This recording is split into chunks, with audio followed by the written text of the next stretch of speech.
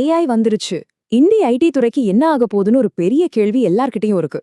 இதுல நம்ம தேசத்து ரெண்டு பெரிய ஜாம்பவான்கள் டிசிஎஸும் இன்ஃபோசிஸும் இந்த ஏஐ ரேஸ்ல எப்படி மோதுறாங்க, அவங்களோட கேம் பிளான் என்ன? வாங்க இந்த ஏஐ போர்க்களத்துல என்ன நடக்குதுன்னு விரிவா பார்க்கலாம். கொஞ்ச காலத்துக்கு முன்னாடி இந்தியா ஐடி மார்க்கெட்ல ஒரு பெரிய பூகம்பமே வந்துச்சு. எல்லாமே ஒரு பயத்துல தான் ஆரம்பிச்சுது. அந்த பயத்துக்கு காரணம் என்னன்னா, ஏஐ நம்ம எல்லா வேலையும் காலி பண்ணிடும் அப்படிங்கிறது தான். அந்த பயத்தோட விலை எவ்வளோ தெரியுமா? தள்ள சுத்திடும். 2,00,000 கோடி ரூபாய். யோசிச்சு பாருங்க. ஒரே வாரத்துல இன்வெஸ்டர்ஸோட பணம் காத்துல கரைஞ்சு போச்சு.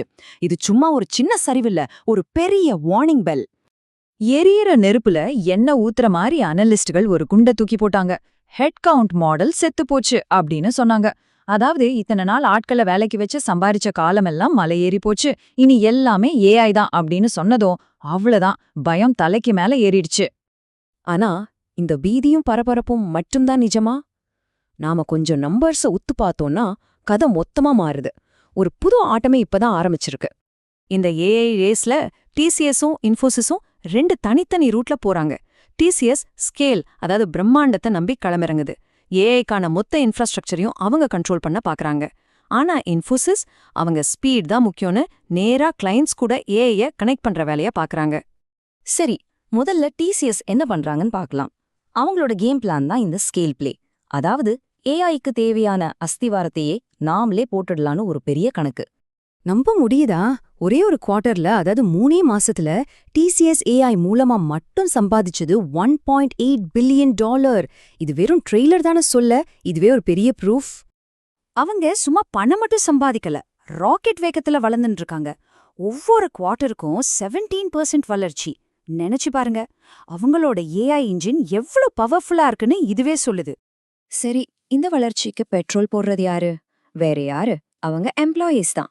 டிசிஎஸ் கிட்டத்தட்ட 2,17,000 பேருக்கு ஏஐல ட்ரைனிங் கொடுத்திருக்காங்க. இது வெறும் ட்ரைனிங் இல்ல, ஃபியூச்சருக்கான ஒரு மெகா இன்வெஸ்ட்மெண்ட். இங்கதான் டிசிஎஸோட மாஸ்டர் மூவ் வருது. பில்லியன் கணக்குல டாலர்ஸ் செலவு பண்ணி மலை மாதிரி பெரிய டேட்டா சென்டர்ஸை உருவாக்க போறாங்க. இது எதுக்குன்னா, ஏஐக்கு சர்வீஸ் பண்றதோட நிறுத்திக்காம ஏஐ ஓடுறதுக்கான அந்த இன்ஃப்ராஸ்ட்ரக்சரையே நம்ம கைக்குள்ள கொண்டு வந்துடணும்னு பாக்குறாங்க. ஒரு பக்கம் டிசிஎஸ் எப்படி பிரம்மாண்டமா யோசிக்கும் போது, இன்ஃபோசிஸ் அப்படியே ஆப்போசிட் டைரக்ஷன்ல போகுது. அவங்களோட தாரக மந்திரம் ஒன்னே ஒண்ணுதான், ஸ்பீடு. அதை எப்படி சாதிக்கிறாங்க? இன்ஃபோசிஸோட இந்த ஸ்பீடுக்கு பின்னாடி இருக்கிற சீக்ரெட் வெப்பன் டோபாஸ். இது ஒரு ஏஐ பிளாட்ஃபார்ம். ஒரே நேரத்துல ஆயிரக்கணக்கான ஏஐ ப்ராஜெக்ட்ஸை ஹேண்டில் பண்ற ஒரு சூப்பர் இன்ஜின் மாதிரி. சரி, இந்த ஸ்பீட் ஒர்க் அவுட் ஆகுதா? இந்த நம்பர்ஸை பாருங்க. 4,600 ஏஐ ப்ராஜெக்ட்ஸை ரன் பண்ணிட்டு இருக்காங்க. அவங்களோட டாப் கிளையன்ட்ஸ்ல 90% பேர்கிட்ட ஏஐயை கொண்டு போயிட்டாங்க.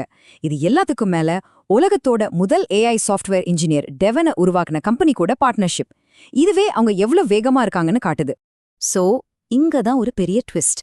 இன்ஃபோசிஸ் இனிமேல ஒரு சர்வீஸ் கம்பெனி மட்டும் கிடையாது.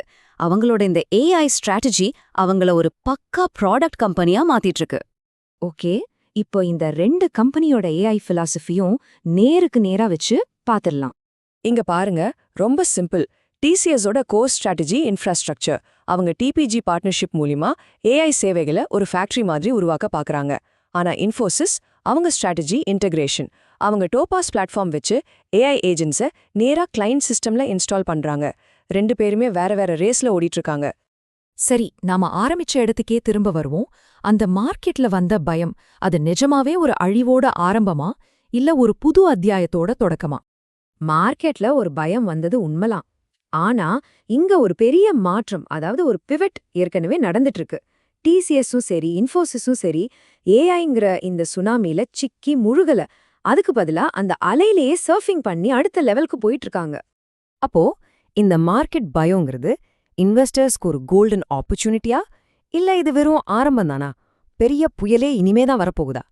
இந்த ஏஐ ரேஸ்ல யாரு ஜெயிப்பாங்கன்னு நீங்க நினைக்கிறீங்க?